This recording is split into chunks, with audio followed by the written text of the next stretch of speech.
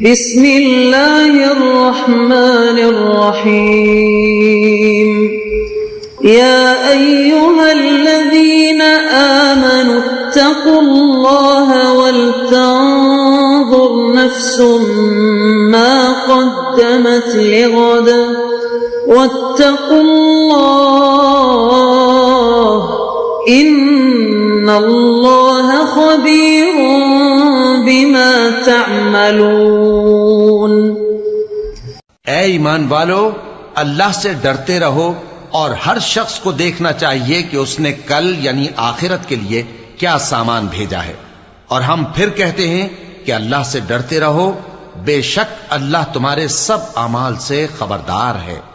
بسم اللہ الرحمن الرحیم، الحمد للہ رب العالمین، والصلاة والسلام على اشرف الانبیاء والمرسلین وعلى آلہ واصحابہ اجمعین ومن تبعہم بإحسان الى یوم الدین۔ قابل صد احترام حضرات شائقین و شائقات سچا پیغام، السلام علیکم ورحمۃ اللہ وبرکاتہ۔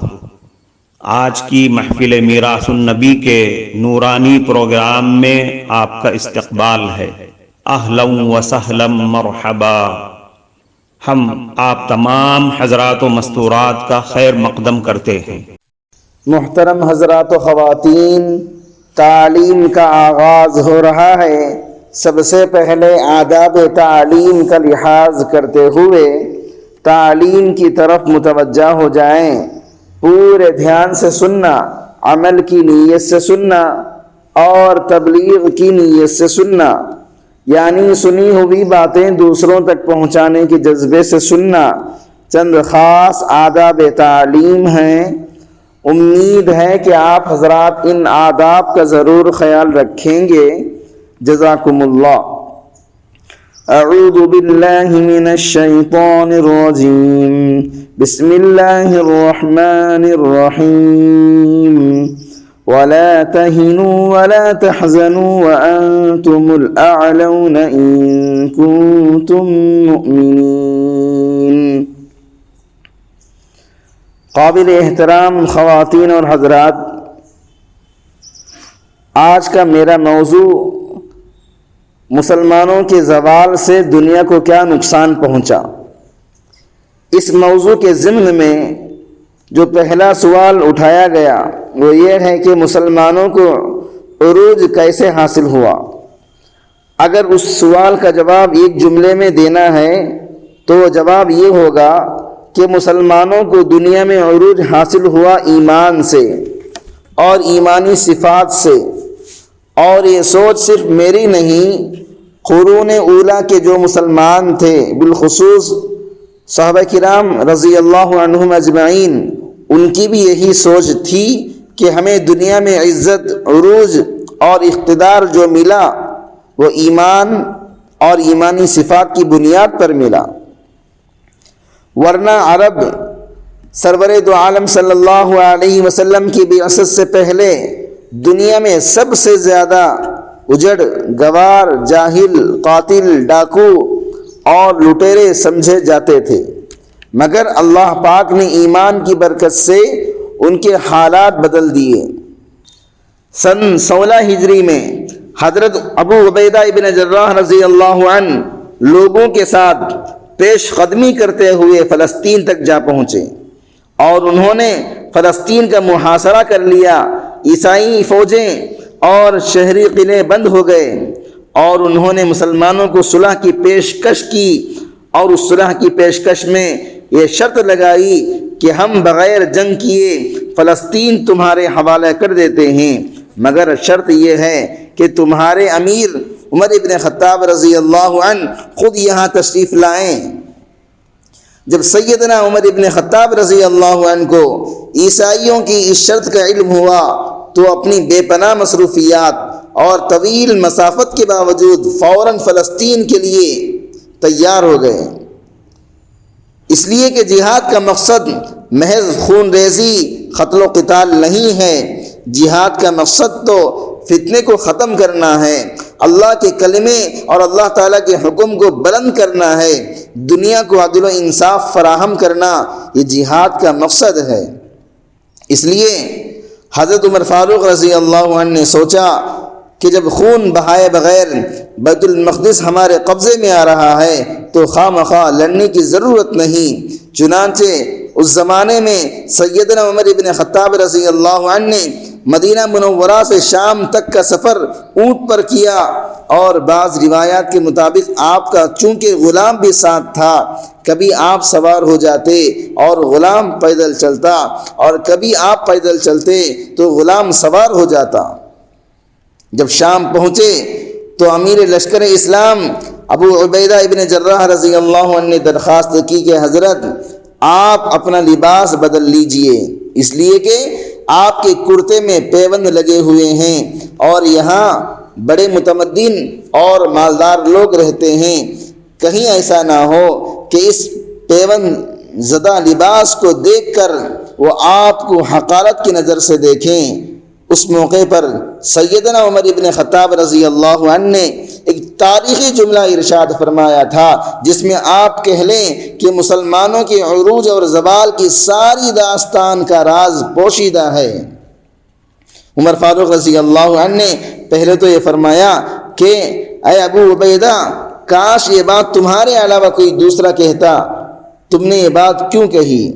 تم تو بہت بڑے آدمی ہو، حضور صلی اللہ علیہ وسلم کی صحبت پائے ہو، تزکیہ تمہارا ہو چکا، اور حضور صلی اللہ علیہ وسلم کی زبان سے اتنا بڑا لقب حاصل کیے ہو کہ جس لقب پر صدیوں فخر کیا جائے تو کم ہوتا، کیونکہ حضور صلی اللہ علیہ وسلم نے ایک موقع پر حضرت ابو عبیدہ ابن جراح رضی اللہ عنہ کے بارے میں فرمایا تھا، لِكُلِّ أُمَّةٍ امین، ہر امت میں کوئی خاص قسم کا امین ہوتا ہے، ممتاز قسم کا امین ہوتا ہے، وہ امین هذه الامة ابو عبیدہ ابن الجراح، اور میری امت کا وہ ممتاز اور نمایاں امین شخص ابو عبیدہ ابن جراح ہیں۔ اتنا بڑا لقب حضور صلی اللہ علیہ وسلم نے دیا، امین هذه الامہ، اس امت کا امین۔ تو آپ جیسا حضور صلی اللہ علیہ وسلم کا صحبت یافتہ مزکہ انسان، لقب یافتہ انسان، وہ مجھے یہ سمجھا رہا ہے کہ لباس بدل لو تاکہ کفار تمہیں حقارت کی نظر سے نہ دیکھیں۔ پھر عمر فاروق رضی اللہ عنہ نے فرمایا، انا کننا اذل قوم، ہم جو عرب ہیں دنیا کی سب سے ذلیل قوم سمجھے جاتے تھے۔ یہ جو آپ سنتے ہیں نا، قیصر و کسریٰ اور دوسرے بادشاہوں کی طرف آپ صلی اللہ علیہ وسلم نے خطوط بھیجے، اور ان میں سے بعض نے بڑی بے ادبی اور گستاخی کے ساتھ ان خطوط کو پھاڑ دیا یا سفیر کے ساتھ بات کرنا ہی نامناسب سمجھا، تو یہ جان لیں کہ ان کا یہ رویہ اس بنا پر نہیں تھا کہ پیغمبر اسلام کے خطوط ہیں، ان کا یہ رویہ اس بنا پر تھا کہ یہ لوگ ہمارے جیسے ترقی یافتہ اور دولت مند بادشاہوں کے ساتھ بات کر سکے، نہ صرف بات کر سکے بلکہ ہمیں حکم دے رہے ہیں کہ تم مسلمان ہو کر ہمارے حضور پیش ہو جاؤ۔ ان کو جرأت کیسے ہوئی؟ اس لیے کہ یہ لوگ عربوں سے گفتگو کرنا اپنی توہین سمجھتے تھے، ان کو اتنا گرا ہوا جانتے تھے۔ ان کا یہ رویہ محض اسلام کی بنیاد پر نہیں تھا اور حضور صلی اللہ علیہ وسلم کی دعوت اسلام کی بنیاد پر نہیں تھا، بلکہ ان کے رویے میں جو اصل چیز پوشیدہ تھی، چھپی ہوئی تھی، وہ عربوں سے نفرت، انتہا درجے کی نفرت، کہ عربوں کو گری ہوئی قوم سمجھتے تھے۔ تو اس لیے عمر فاروق رضی اللہ عنہ نے اس چیز کا اقرار کیا، انا کننا اذل قوم، ہم دنیا کی سب سے ذلیل قوم تھے، کون سا جرم ہے جو ہمارے اندر نہیں تھا۔ محترم ناظرین کرام، اس دینی اور ایمانی بیان کو سننے کے دوران ہی اس کو لائک کر دیجئے اور شیئر بھی کر دیجئے تاکہ دوسرے بھی اس سے فائدہ اٹھا سکیں۔ اللہ آپ کو جزائے خیر عطا فرمائے۔ فَعَزَّنَ اللَّهُ بِالْإِسْلَامِ، اللہ نے ہمیں جو عروج دیا، ہمیں جو عزت دی، وہ اسلام کی بنیاد پر دی ہے۔ ہمیں عزت عرب ہونے کی وجہ سے نہیں دی، ہمیں عزت پیٹرول کے ذخائر دریافت کرنے کی وجہ سے نہیں ملی، ہمیں عزت سونے چاندی کی کانوں کی وجہ سے نہیں ملی، ہمیں عزت ٹیکنالوجی کی وجہ سے نہیں ملی، بلکہ ہمیں جو عزت ملی ہے وہ اسلام کی بنیاد پر ملی ہے۔ فہمنا نطلب العزت بغیر ما عزنا اللہ اذلنا اللہ۔ اے ابو عبیدہ، اگر ہم نے اسلام کو چھوڑ کر دوسری چیزوں میں عزت کو تلاش کرنا شروع کر دیا، عروج کو تلاش کرنا شروع کر دیا، تو اللہ ہمیں دوبارہ ذلیل کر دے گا۔ اگر سیدنا عمر ابن خطاب رضی اللہ عنہ کے اس جملے کی گہرائی میں جائیں تو جو آج کا موضوع ہے اس کے سارے سوالوں کا جواب اس ایک جملے میں پوشیدہ ہے۔ یہ جو بڑے بڑے لوگ ہوتے ہیں ان کے الفاظ کم ہوتے ہیں، معانی بے پناہ، اور ہمارے جیسے کم علموں، بے عملوں اور جاہلوں کے الفاظ بہت زیادہ، تقریریں بڑی لمبی لمبی، مغز بہت مختصر سا ہوتا ہے، بہت تھوڑا سا ہوتا ہے۔ تو فرمایا کہ ہم ذلیل تھے۔ اللہ اکبر، اللہ نے ہمیں عزت دے دی اسلام کی بنیاد پر۔ یہ جملہ آپ کو سناتے ہوئے میرے دل میں خیال آ رہا ہے، پتہ نہیں آپ کے کیا جذبات ہیں۔ میں اپنی انفرادی زندگی کے اعتبار سے بھی سوچتا ہوں تو یہ جملہ میرے اوپر پورا صادق آتا ہے۔ میں تو بڑا ذلیل تھا، میرا خاندان بڑا کمزور تھا، اللہ پاک نے عزت دی تو صرف اسلام کی بنیاد پر، صرف قرآن کی بنیاد پر، صرف ایمان کی بنیاد پر۔ اور یہ حقیقت ہے، میں آپ کے سامنے عرض کر رہا ہوں۔ بعض اوقات میں اپنے سے کہتا ہوں، اپنے دوستوں سے کہتا ہوں، اپنے رشتہ داروں سے کہتا ہوں، اپنے خاندان والوں سے کہتا ہوں، ہمیں عزت خاندان کی وجہ سے نہیں ملی، فیکٹری کارخانے کی وجہ سے نہیں ملی، کسی جماعت کی وجہ سے، سیاست کی وجہ سے، اقتدار کی وجہ سے نہیں ملی، صرف ایمان کی بنیاد پر، صرف قرآن سے نسبت کی بنیاد پر۔ اگر ہم نے اس نسبت کو حقیر جانا معاذ اللہ، یا اس نسبت کو ختم کر دیا تو ہم دوبارہ ذلیل ہو جائیں گے۔ عمر فاروق رضی اللہ عنہ نے فرمایا کہ ہم ذلیل تھے، عروج ملا، عزت ملی، اقتدار ملا، دبدبہ ملا، رعب ملا، غلبہ ملا، فتوحات ملی، وسعت ملی اسلام کی بنیاد پر۔ اگر ہم نے اس بنیاد کو چھوڑ کر دوسری چیزوں میں عزت کو تلاش کیا تو اللہ ہمیں دوبارہ ذلیل کر دے گا۔ معزز شائقین و شائقات سچا پیغام،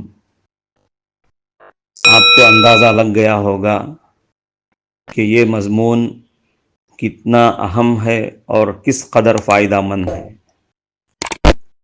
کم سے کم درجے میں سوشل میڈیا کے ذریعے سے بھی ہم اس کو زیادہ سے زیادہ شیئر کریں گے تو دعوت کے فریضے کی کوششوں میں ہم بھی اپنا کچھ حصہ ڈالنے والے بن سکتے ہیں۔ لہٰذا زیادہ سے زیادہ اس کو عام کریں تاکہ پوری دنیا کے ہندوؤں کی غلط فہمی دور ہو جائے اور انہیں یہ زمینی حقیقت معلوم ہو جائے، اور وہ اپنے اصل مذہبی لیڈر پیغمبر آخر الزماں حضرت محمد الرسول اللہ صلی اللہ علیہ وسلم کو ماننے پر مجبور ہو جائیں اور کلمہ پڑھ کر آپ کے ساتھ ساتھ وہ بھی جنت میں جانے والے بن جائیں۔